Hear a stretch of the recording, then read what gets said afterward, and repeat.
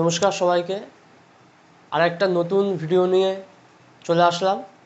আমরা বিগত দুদিনে যে ইডিয়ামের সিরিজটা শুরু করেছিলাম, আজকে তার তৃতীয় দিন। এই দুদিনে আমরা প্রথম দিনে 25টা এবং দ্বিতীয় দিনে 30টা ইডিয়ামস দেখেছিলাম, যেগুলো বিগত বছরে এসেছে। আজকে হচ্ছে তার 3 নম্বর দিন, অর্থাৎ থার্ড লেকচার।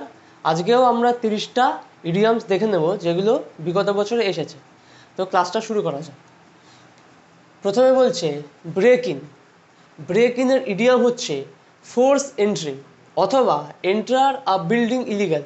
মানে কি, জোরপূর্বক ঢুকে আসা কোথাও, অথবা কোনো একটা বাড়িতে বা কোনো একটা বিল্ডিংয়ে অবৈধভাবে প্রবেশ করা।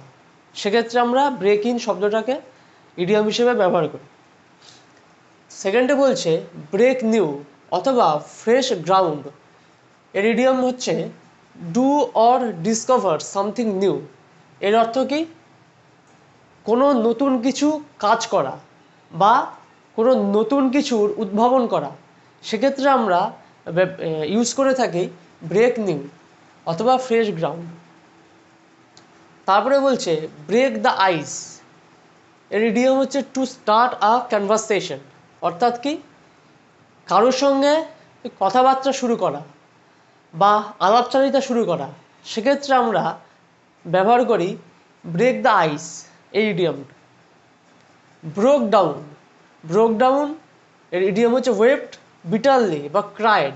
অর্থাৎ কি, কান্না করা বা ভেঙে পড়া। সেক্ষেত্রে আমরা ব্রোক ডাউন এই ইডিয়ামটা ইউজ করি। Build castles in the air. এর ইডিয়াম হচ্ছে ডে ড্রিম অথবা টু ক্রিয়েট ইম্পসিবল ড্রিমস। অর্থাৎ কি, এর বাংলা অর্থ হচ্ছে হাওয়াতে মহল তৈরি করা অথবা এমন একটা স্বপ্ন দেখা বা এমন একটা পরিকল্পনা করা যেটা কিনা বাস্তবে কোনোদিন সম্ভবই নয়। তো খানিকটা সেই রকম, হাওয়াতে যেরকম মহল থাকে না বা তৈরি করা যায় না, সেক্ষেত্রে আমরা মাঝে মাঝে এমন কিছু স্বপ্ন দেখি যেগুলো কি বাস্তবে সম্ভবই নয়। তো সেক্ষেত্রে আমরা এই ইডিয়মটা ব্যবহার করে থাকি। Burn your boats. এর ইডিয়ম হচ্ছে do something that makes it impossible to return to the previous situation. অর্থাৎ জীবনে এমন কোনো কাজ করা যে কাজটা করার জন্যে আমি আর আগের অবস্থাতে ফিরতে পারবো না বা পূর্বের অবস্থাতে ফিরতে পারবো না। অর্থাৎ পিছনে ফেরার সব রাস্তা যখন বন্ধ হয়ে যায় কারোর ক্ষেত্রে, সেক্ষেত্রে এই ইডিয়মটা ব্যবহার করা হয়। Butterflies in the stomach. এই ইডিয়ম হচ্ছে to be anxious or nervous. অর্থাৎ কেউ যখন খুব উদ্বিগ্ন হয় বা খুব ঘাবড়ে যায়, সেক্ষেত্রে এই ইডিয়মটা ব্যবহার করা হয়। এরপরে আসছে বাই অ্যান্ড বাই, অর্থাৎ গ্র্যাজুয়ালি। এর অর্থ হচ্ছে ধীরে ধীরে। অর্থাৎ আমরা অনেক সময় ব্যবহার করি যে ধীরে ধীরে এই লোকটা ইমপ্রুভ করছে তার কাজে বা শরীর স্বাস্থ্যের ক্ষেত্রে, বা কোনো একটা জিনিস আগে যেমন ছিল তার থেকে এখন ভালো হয়েছে। অর্থাৎ কি, ধীরে ধীরে সেটা ভালোর দিকে যাচ্ছে। তো সেক্ষেত্রে আমরা এই ইডিয়মটা ব্যবহার করি। এরপরে আসছে by fair means or foul. এর ইডিয়ম হচ্ছে in any way honest or dishonest. অর্থাৎ যে কোনো পদ্ধতিতে, সেটা সৎ উপায় হোক বা অসৎ উপায় হোক, অর্থাৎ সৎ উপায়ে কিংবা অসৎ উপায়ে কোনো কাজকে হাসিল করার জন্যে যখন মানুষ কিছু করে থাকে, সেক্ষেত্রে আমরা ব্যবহার করে থাকি by fair means or foul. By fits and starts, unsteady অথবা ইরেগুলারলি। অর্থাৎ কি, অনিয়মিত। অর্থাৎ সঠিক নিয়মে বা সঠিক সময়ে যখন কোনো কাজ হচ্ছে না বা কিছু হচ্ছে না, অনিয়মিতভাবে কোনো কিছু হচ্ছে, সেক্ষেত্রে আমরা ব্যবহার করে থাকি by fits and starts. By hook or by crook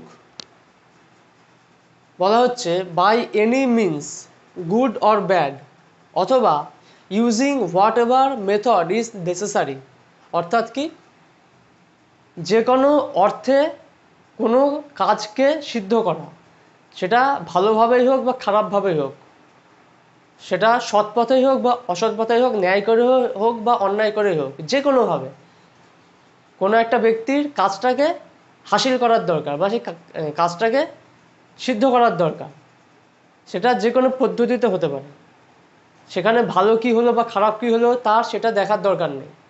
তো সেক্ষেত্রে আমরা ব্যবহার করে থাকি by hook or by crook.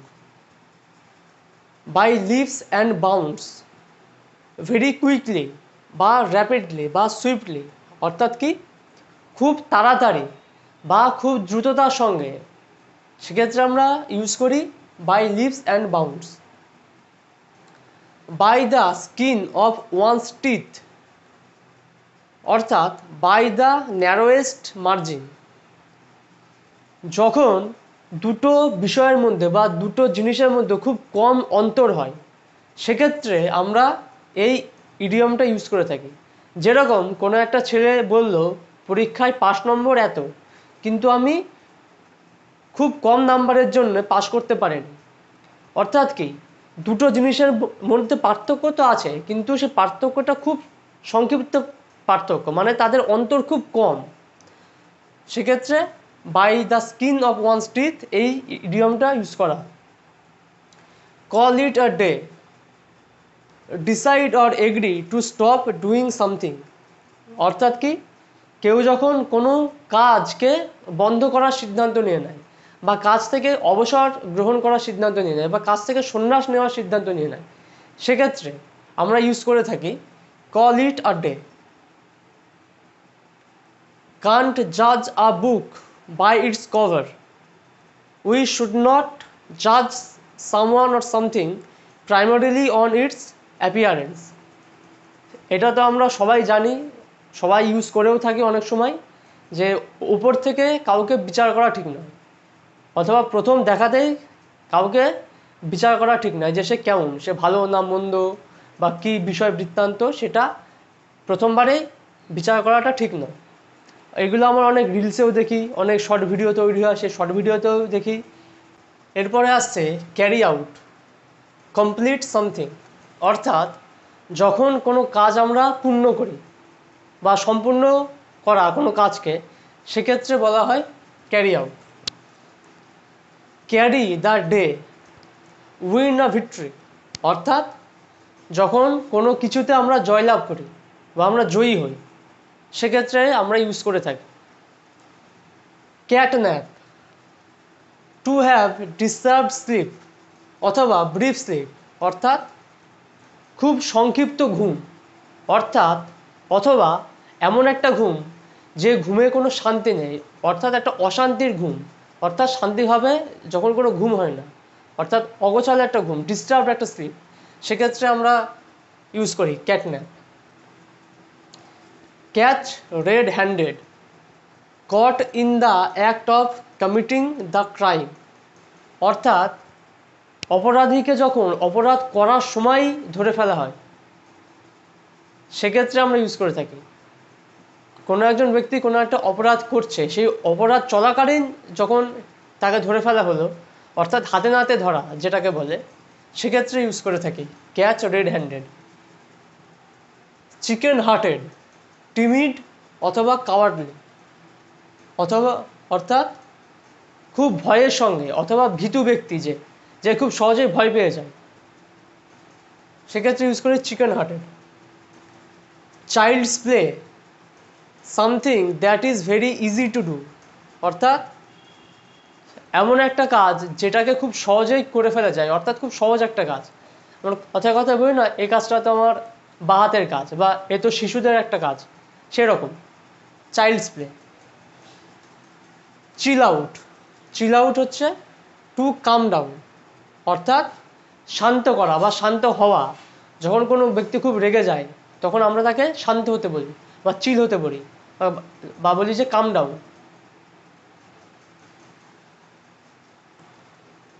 Clock and dagger, an activity that involves mystery and secrecy, অর্থাৎ এমন আচার আচরণ বা কোনো ব্যক্তির এমন চলাফেরা যার মধ্যে কি আছে, রহস্য আছে, রহস্য লুকিয়ে আছে এবং সেটা কি খুব গোপনীয়তার সঙ্গে। অর্থাৎ কোনো ব্যক্তি চলাফেরা করছে খুব গোপনভাবে, তার চলাফেরাতে, তার কথা বলাতে, তার অঙ্গিভঙ্গিতে, আচার আচরণে কি রহস্য রয়েছে, সেক্ষেত্রে আমরা এটা ইউজ করে থাকি। এটা আরও ভালো একটা উদাহরণ দিলে আমরা বলতে পারি, সেটা হচ্ছে যারা স্পাই হয়, অর্থাৎ গুপ্তচর যারা হয়, তারা কি করে, তারা কিন্তু যেগুলো করে খুব গোপনভাবে করে, বা তারা কাজ সাধারণভাবে দেখলে মনে হবে যে খুব সাধারণ, বা তারা সাধারণ কোনো কাজ করছে, কিন্তু আসলে সেটা তাদের ছদ্মবেশ, তারা ভেতরে ভেতরে অন্য কোনো কিছুর সঙ্গে যুক্ত। তো সেক্ষেত্রে আমরা এটা ইউজ করে থাকি। Coke and bull story, absurd story অথবা ইমপ্রবেবল স্টোরি, অর্থাৎ অর্থহীন একটা গল্প, অর্থাৎ এমন একটা গল্প যার কোনো বাস্তব অর্থ নেই, বা কল্পনামূলক গল্প, অবাস্তব গল্প, সেক্ষেত্রে আমরা ইউজ করি এই ইডিয়মটা। এরপরে আসছে come to blows, get into fight physically, অর্থাৎ কি, যখন দুজন ব্যক্তির মধ্যে হাতাহাতি পরিস্থিতি হয়ে যায়, বা দুজনে যখন মারামারি শুরু করে বা যুদ্ধ শুরু করে, সেক্ষেত্রে এই ইডিয়মটা ইউজ করা হয়। Come to light, been revealed অথবা টু বি নোন পাবলিকলি, অর্থাৎ কি, রহস্যের উন্মোচন করা, যখন কোনো ঘটনা সবারই সামনে চলে আসে, অর্থাৎ প্রকাশ্যে চলে আসে, সেক্ষেত্রে আমরা এটা ইউজ করি। অর্থাৎ কি, সত্যের আলোতে নিয়ে আসা। আমরা অনেক সময় বলি যে এই ঘটনাটাকে সত্যের আলোতে নিয়ে আসা হোক, সেই রকম, সেক্ষেত্রে আমরা ইউজ করে থাকি।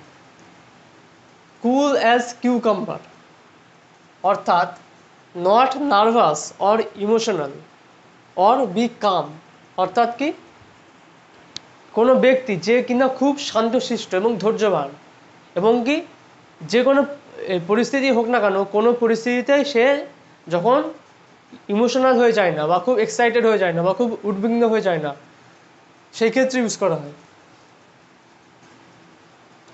Cool your heels, to be kept waiting অথবা unwillingly wait for someone or something, মানে যখন কোনো কিছুর জন্যে বা কোনো ব্যক্তির জন্য আমরা দীর্ঘ সময় ধরে অপেক্ষা করি, সেক্ষেত্রে আমরা ইউজ করে থাকি cool your heels. Cost an arm and a leg, অর্থাৎ ভেরি এক্সপেন্সিভ অথবা a large amount of money, অর্থাৎ কি, এমন একটা জিনিস যেটা কিনা খুব ব্যয়বহুল অথবা যেটা খুব খরচ সাপেক্ষ, সেক্ষেত্রে আমরা ইউজ করি cost and arm and a leg. Couch potato, a lazy person অথবা a person who watches too much television, মানে একজন অলস ব্যক্তি বা কুড়ে ব্যক্তি যে কোনো কাজ করতে চায় না, অথবা এমন একজন ব্যক্তি যে কিনা খুব বেশি সময় ধরে বা অনেক সময় ধরে টিভি দেখে, সেক্ষেত্রে আমরা ইউজ করি কাউচ পটেটো।